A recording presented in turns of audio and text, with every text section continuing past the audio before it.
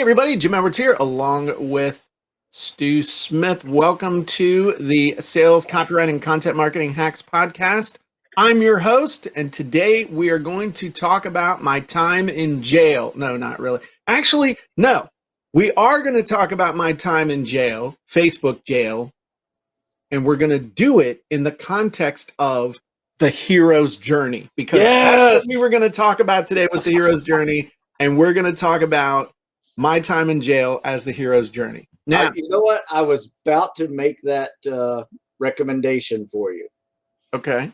Because I didn't want you to use me again. You always use me for this one. And I'm like, all right, we've beaten that dead horse. All right. Okay.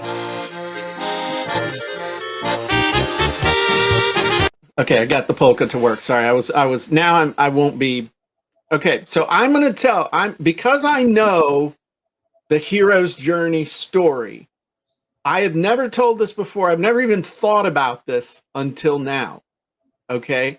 And I'm going to see if I can tell the hero's journey story related to my time in Facebook jail. Seriously, I'm going to make this up on the spot. So you tell me if it's any good or not. I love it. Let me tell you a quick story. Last Tuesday, I was minding my own business. I was getting ready to do a show like I always do with one of my close business associates, Mr. Dean Edelson, to talk about copy as two men do. I hit the button to go live. Something weird kind of happened. I got a message from Facebook. I clicked the button to change my password as instructed. Everything broke, and all of a sudden, I was thrown into Facebook jail. Now, for a minute, I had no idea what was going on. In fact, the true nature of what happened didn't dawn on me for a day.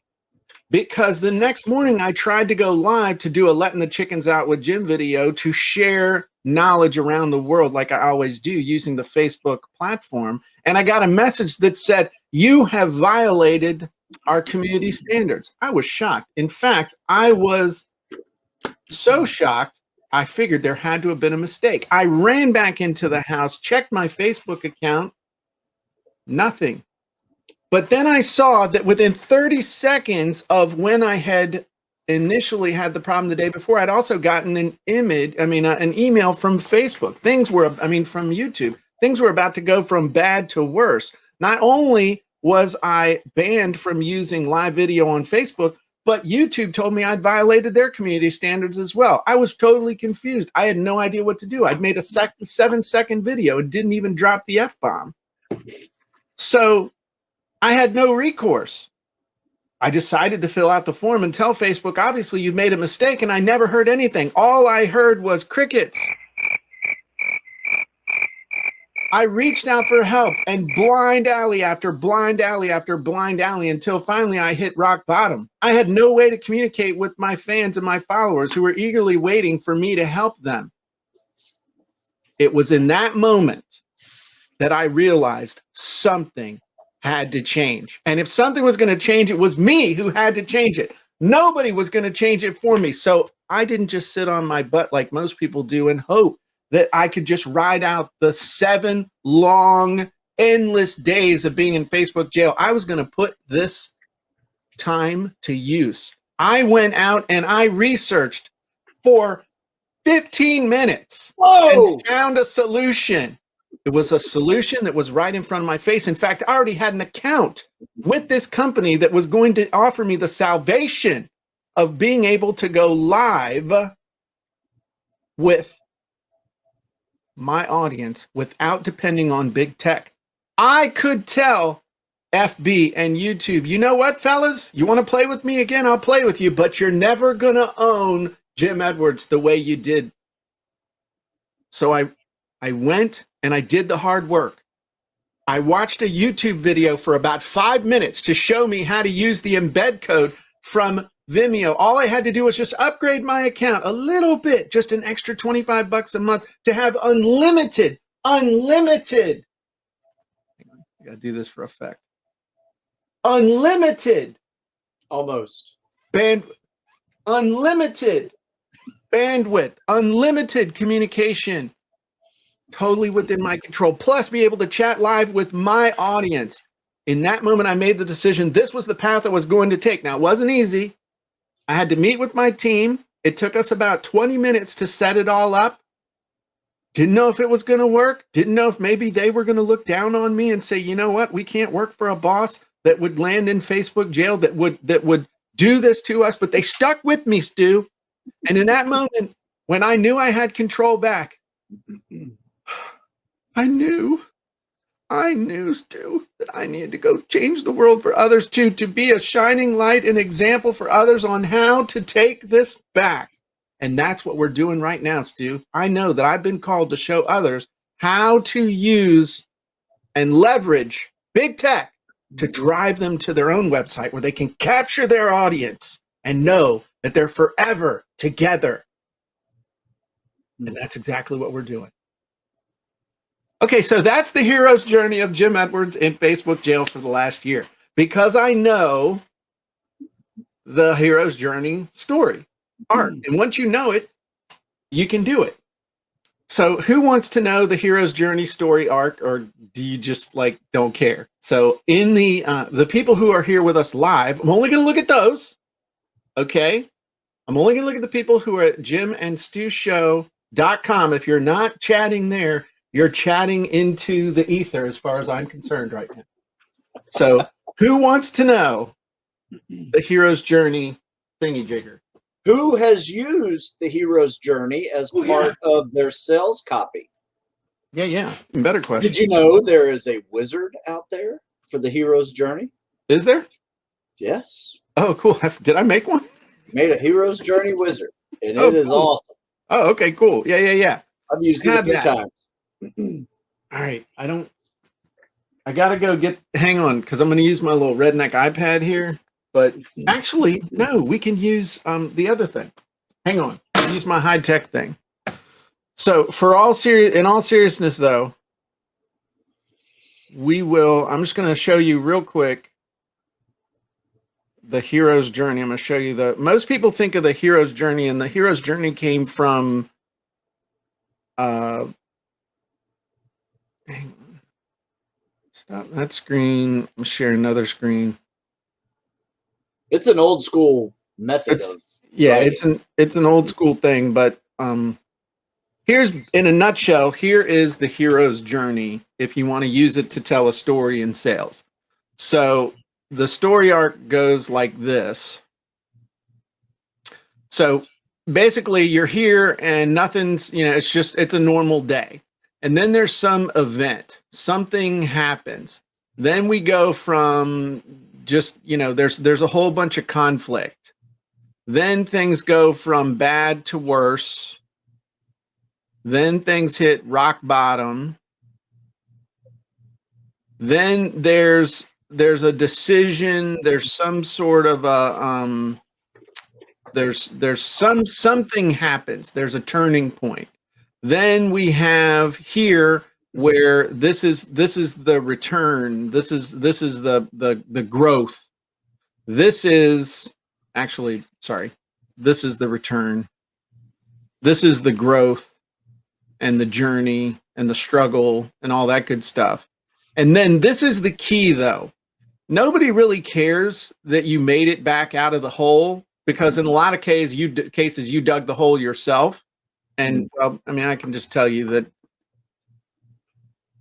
just people can be mean. Okay. So what people are really buying here is when you transcend. This is where you become more than you were, where you graduate to more than you were. And this is where everybody, this is where the hero's journey ultimately ends up.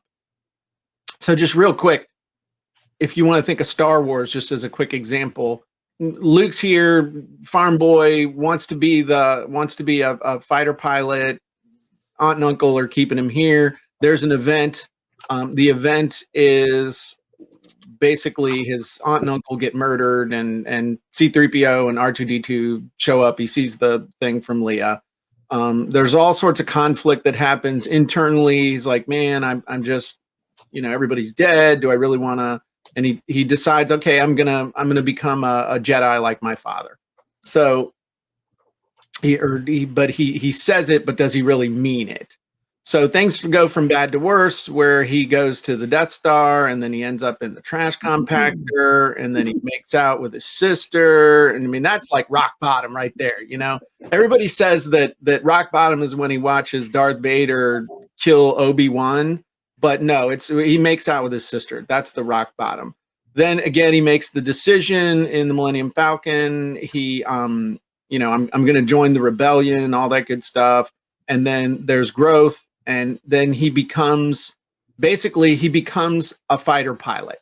He pilots the X-Wing. And one thing that also happens in here, typically there's a trusted advisor or friend. Yoda. No, not on this one. The trusted advisor or friend is lost at rock bottom and then returns somewhere in the return phase. And in this case, it was Obi-Wan. That's a beard. That's pathetic. And Obi-Wan gets killed by Darth Vader, and then he returns when he tells Luke to use the Force to shoot the final proton torpedo to take out the Death Star. And so he's a hero, and he gets a medal and all that stuff. But then his transcension is, I'm going to go learn from Yoda to become a Jedi Knight. And then you notice, though, that each one of the Star Wars films, these daisy chain together. So it's like it's a series of these arcs where, you know, do you see what I'm saying? So each movie goes through this thing where they're at higher levels, but they still then have to go back down. And I'm getting into it way too much. But from a sales story perspective, the reason that this works is because this is the universal this is the universal story that works for everybody, except I guess for French filmmakers, because they like to end at the bottom. You know, they like to end as and then the dog died and she never saw him again. And that's like the end of the freaking movie. All right. But for the rest of us, we like the second half. And if there are any French filmmakers here or you're married to one, I'm sorry. Go to American Film School. But that's what if you think about the stories in popular culture, the rags to riches stories, if you think about stories that you have really resonated with as far as sales stories, it all comes back to it's some form of the hero's journey, which Russell made some changes to and did some tweaks to, calls it the Epiphany Bridge story. Some people call it the origin story.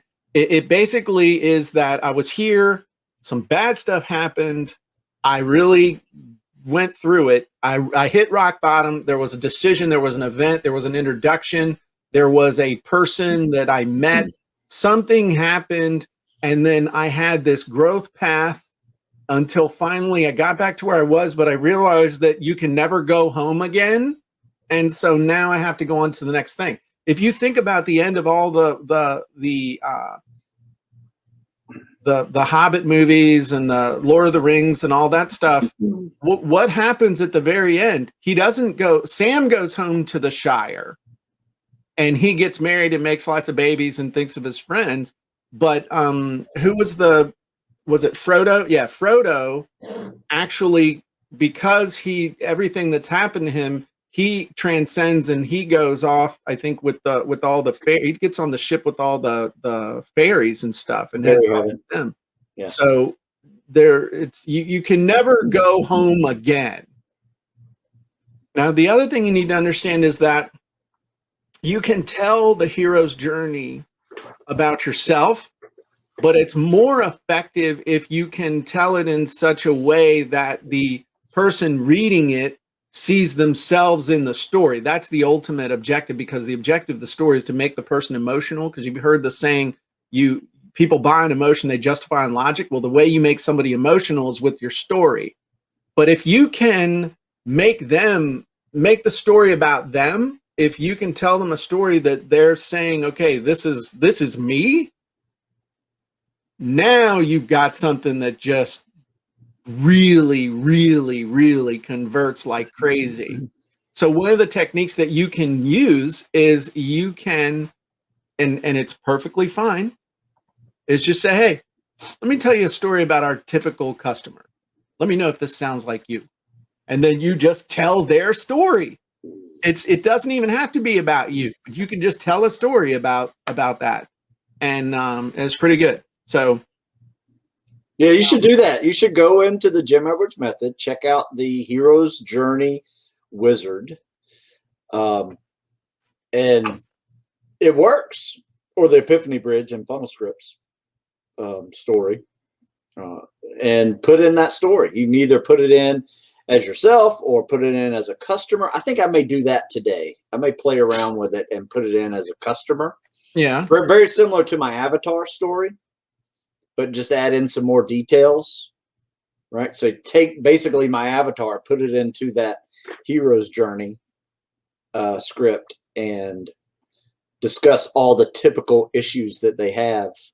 So this is the Hero's Journey story script, or Hero's Journey. Sorry, this is on the Jim Edwards Method Wizard, the Jim Edwards Method. So we call them all wizards here. When they're on other stuff, we call them scripts. But yeah, then we got a cool training extended demo thing on it. But we got, oh look, Susan, you hate it when you use me as an example, man. Well, that's No, I'm gonna do it anyway. Hate it. I don't hate it. It's just, does it embarrass you? You don't like it when done many times. So what? Your new one today broke the mold on the Hero's Journey. So that was perfect.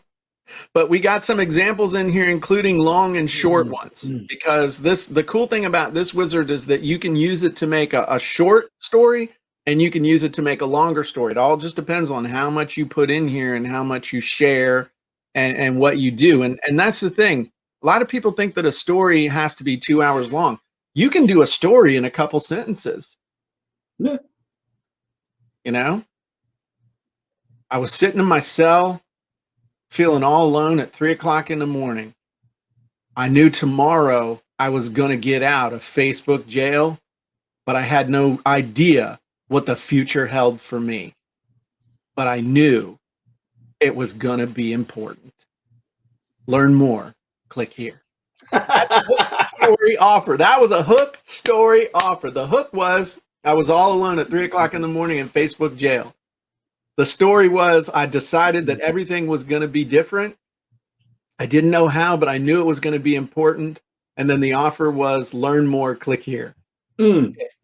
It's like a 2-sentence story, but it's a story. Man, so anyway, there you go. So you got any more thoughts on the Hero's Journey or any of that stuff, man? We've been on fire today. Well, you've been on fire today. Oh, okay. I mean, I'm not complaining. It completely entertained me. I mean, I think there were a few moments I was crying, trying to hold in my laughter. And the thing you need to understand is that a story is like an accordion. Remember them old squeeze boxes, on Lawrence Welk? Remember the Lawrence Welk show when we were kids, man? Classic, yeah. That was the best, man. Sunday it was Mutual of Omaha's Wild Kingdom. It was Hee Haw. It was Lawrence Welk. I mean, and it was, and then you ended the night with the Disney show, Wonderful World of Disney. Oh, perfect. That was the end of the weekend was Disney, and every once in a while they'd have like the 2-hour movie thing. Remember that? They'd have like Pollyanna for 2 weeks and stuff. That was when commercial interruption was about 5 minutes total for the whole hour, and you were still pissed that there were commercials. Yeah, but you got a lot done during those commercials. Oh, yeah, you went to the bathroom and got you a snack. Yeah. So, and then Friday nights was Dukes of Hazzard in Dallas. Oh yeah, my parents wouldn't let me watch Dallas, but I could watch Love Boat and Fantasy Island. I think that was Saturday night. Yeah. Saturday night was Love Boat and Fantasy Island. That was so cool. That was awesome. Yeah, we had 3 channels. Yeah, life was better then. So, I mean, we just dealt with the constant threat of nuclear war. We knew who our enemy was. That is true. But what I'm talking about it's like a squeeze box. It can be as long or short as you want. When I told that original story about being in Facebook jail, I left out the shower scene. I left out the wrestling some guy for my ramen and my pepperonis in the line in the commissary. I left out the workout story. I mean, I can add or subtract details depending on the space and time allowed. So that's something else that's pretty cool. Yeah, deplane. I've just, you know what? I just committed a microaggression right then. I don't think you're allowed to say that anymore. The dude had a speech impediment or an accent, and we're making fun of the guy. And he was height challenged too. I'm going to hell now. I've committed 3 microaggressions in the space of 10 seconds. I don't know what I'm going to do. But you know, you did it on your own website.